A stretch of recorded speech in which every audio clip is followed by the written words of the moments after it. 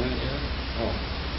Mr. Speaker, on the same day President Nixon announced he had decided the United States would not be saved unless we start to build a defense system against missiles, the Head Start program in the District of Columbia was cut back for the lack of money. As a teacher and as a woman, I do not think I will ever understand what kind of values can be involved in spending $9 billion and more, I'm sure, on elaborate, unnecessary, and impractical weapons when several thousand disadvantaged children in the nation's capital get nothing.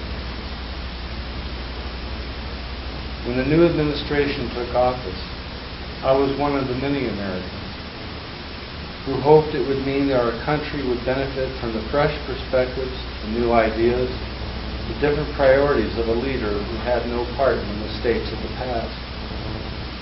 Mr. Nixon had said things like this, quote, "If our cities are to be livable for the next generation, we can delay no longer in launching new approaches to the problems that beset them and to the tensions that tear them apart." Unquote.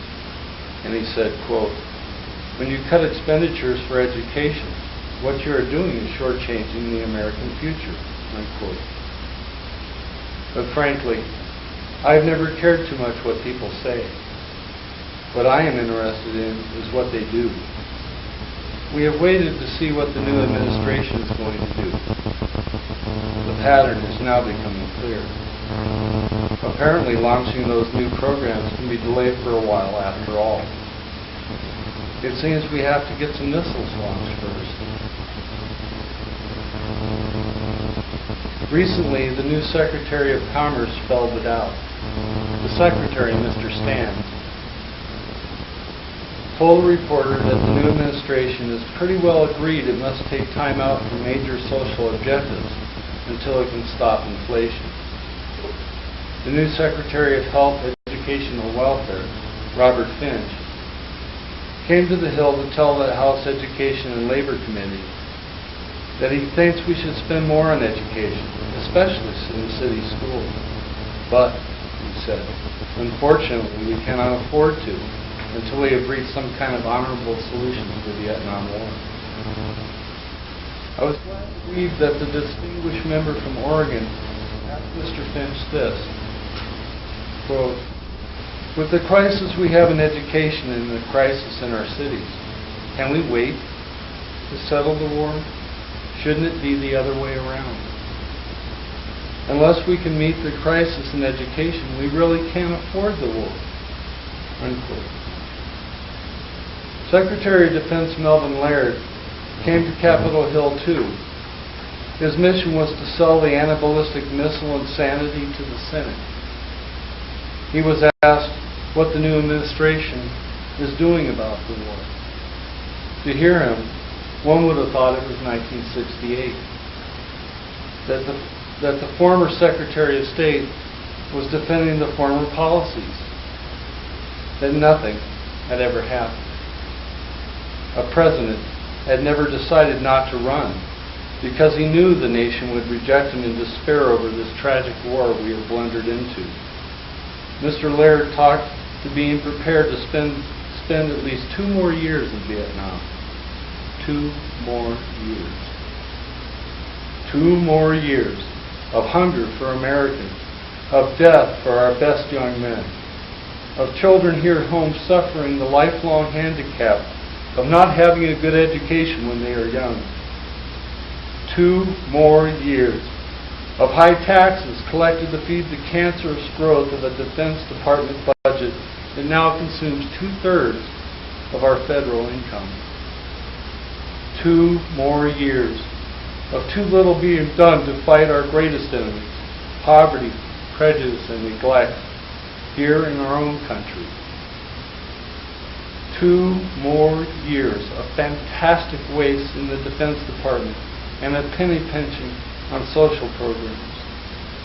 Our country cannot survive 2 more years or 4 of these kinds of policies. It must stop this year, now. Now, I am not a pacifist. I am deeply, unalterably opposed to this war in Vietnam, apart from all other considerations, and they are many. The main fact is we cannot squander the lives, the money, the energy that we need desperately here in our cities and our schools. I wonder whether we can reverse our whole approach to spending. For years we have given the military, the defense industry, a blank check. New weapons are dreamed up, billions are spent, and many times they are found to be impractical, inefficient, unsatisfactory, even worthless. What do we do then? We spend more money on them.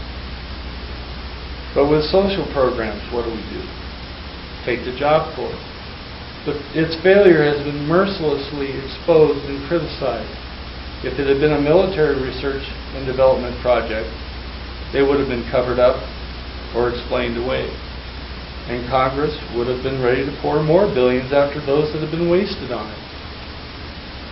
The case of Pride Incorporated is interesting.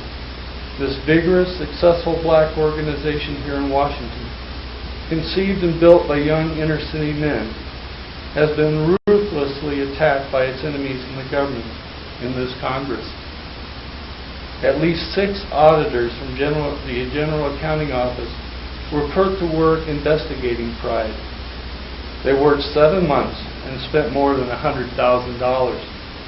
They uncovered a fraud. It was something less than $2,100.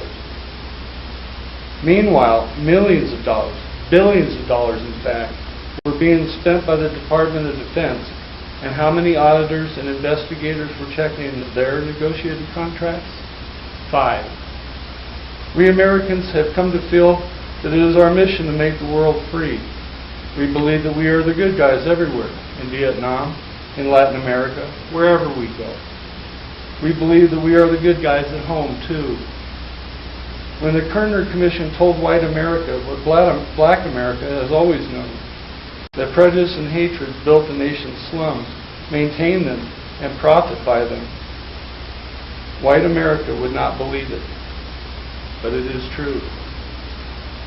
Unless we start to fight and defeat the enemies of poverty and racism in our own country, and make our talk of equality and opportunity ring true, we are exposed as hypocrites in the eyes of the world when we talk about making other people free. I am deeply disappointed at the clear evidence that the #1 priority of the new administration is to buy more and more weapons of war, to return to the era of the Cold War, to ignore the fight we must fight here, the war that is not optional. There is only one way, I believe, to turn these policies around. The Congress can respond to the mandate that the American people have clearly expressed. They have said, end this war. Stop the waste. Stop the killing. Do something for your own people first. We must find the money to launch the new approaches, as Mr. Nixon said.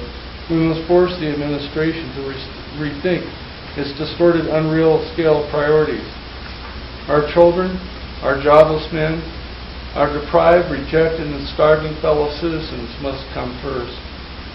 For this reason, I intend to vote no on every money bill that comes to the floor of this House that provides any funds for the Department of Defense, any bill whatsoever, until the time comes when our values and priorities have been turned right side up again, until the monstrous waste and the shocking profits in the defensive budget have been eliminated, and our country starts to use its strength, its tremendous resources, for people and peace, not for profits and war.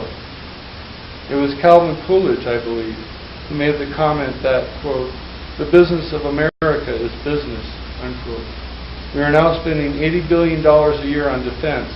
That is 2/3 of every tax dollar. At this time, gentlemen, the business of America is war, and it is time for a change.